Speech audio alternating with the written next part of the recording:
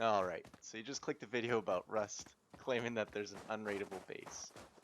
Alright, so right off the bat you're thinking, this can't be real. And you'd be absolutely right. Unraidable in Rust is just not possible. But the design I'm going to show you has never been successfully raided, not even once. So raiders always have the same reaction. They're always stunned and have no idea where to start. Um, Once you look at the base, it's really difficult to see where to even attack. What you actually see here is just something that I've built with a friend in a couple of hours. We call it the land of 1,000 1x1s. Here's why it works. Tool cupboards are placed at random locations and can easily be moved to suit your needs. And as you keep building up your base with more and more 1x1s, you get to add more and more tool cupboards. So each 1x1 has its own chest, furnace, or sleeping bag, or all of the above. And at least 50% of the 1x1s are decoys and have nothing in them. This kind of acts as a deterrent, so if you're a raider and 50% of the rooms you blow into have nothing, you kind of get frustrated and look for easier targets. I often set up stronger 1x1s made out of like armored walls or different materials to kind of give the illusion that loot might be in different buildings, and what I often do is leave them completely empty.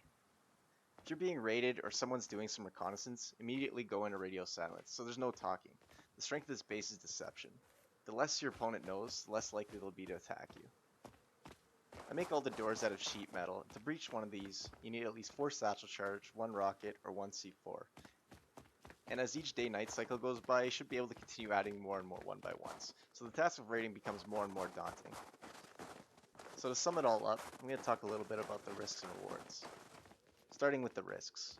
So the attackers might get lucky, breach all your tool cupboards, and grief you. This can obviously happen, it's a thing of chance, but this has never happened to me, so I don't really know how that would look. The most that's ever happened to me is I've lost 1, and then I just move the tool cupboard. Another little risk is moving the loot around.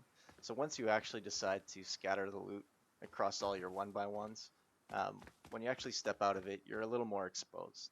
So if you're moving around some C4 or you're moving around some charges, you do pose a risk. It does pose a risk. So the rewards, every time I've used this, I've survived the entire wipe cycle. So I've never been completely successfully raided out of my base. People usually give up by then. What I've done is just continued to propagate the 1x1s. Eventually I stopped because, again, nobody decides to raid the base. Everyone just looks at it, has a laugh, and then leaves. And then leaves me with all my loot. So another reward of this is you remain pretty much low-key. I do most of it with stone and sheet metal. Like I said, I've done the odd other building with different materials, just mainly as deception. But it all looks pretty low-key. So that's pretty much it. That's the quote-unquote unraidable base design. I'm going to leave you some video clips for some reactions from people that have actually done some reconnaissance on the base. And leave you with that. Thanks for watching. Subscribe, like, and happy building.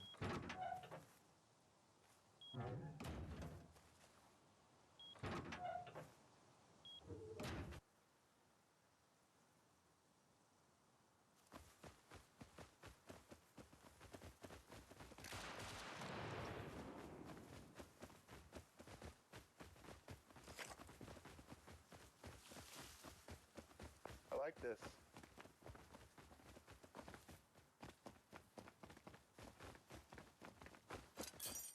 That's a pretty thing.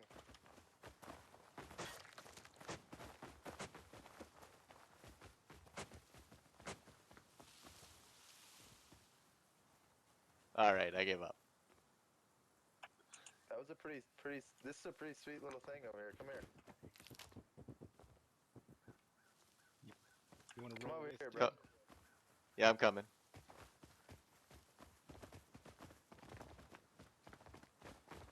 Got tired of being Is raided? this all yours? Yeah. Pretty This smart, is, man. this is pretty smart. It's pretty funny too, in all honesty.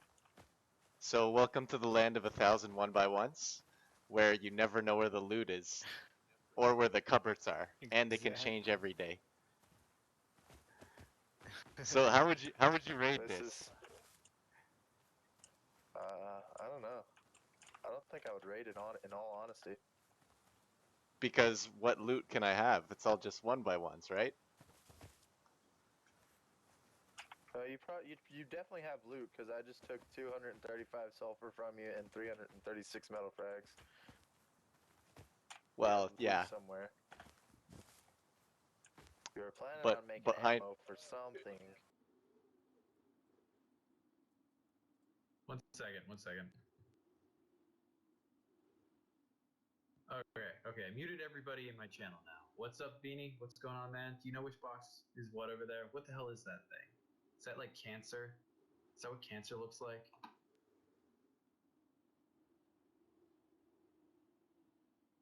It looks like some sort of autistic person built that. What? The land of 1,000 1x1s? Yeah, it looks autistic. Okay. Actually, I built it. Why'd you build 1,000 1x1s? Okay, well, let's say you were going to raid that big tower. How many C4 would you need? One, you wouldn't use C4, you'd just use 4 rockets and you have the authorization on that base, easy, because it's in the bottom. Okay, And you so just not a go lot of right in and rockets, block right? the door. Yeah, it's super Okay. cheap. All right, so how would you raid 18 different little 1x1s? You'd code rate it. Which one has the code rated? What do you mean? You just type in the code till you get it. You just have a bunch of nakeds sit around with bags and you just type in codes till you get it. People typically don't put in very advanced codes. You can just go through a checklist and everybody grabs some off of it, and eventually after you go through a couple hundred, you have it. It actually takes less time than like picking through a base. People do it all the time. It's actually an advanced strategy. But yeah, you just code rate it. That's pretty smart. And then Okay. they're probably all the same fucking code. Then you just take all the doors off and you take all their stuff and you walk away. You take 5 people, it probably takes about 30 minutes. Really? Holy shit. Oh, fuck.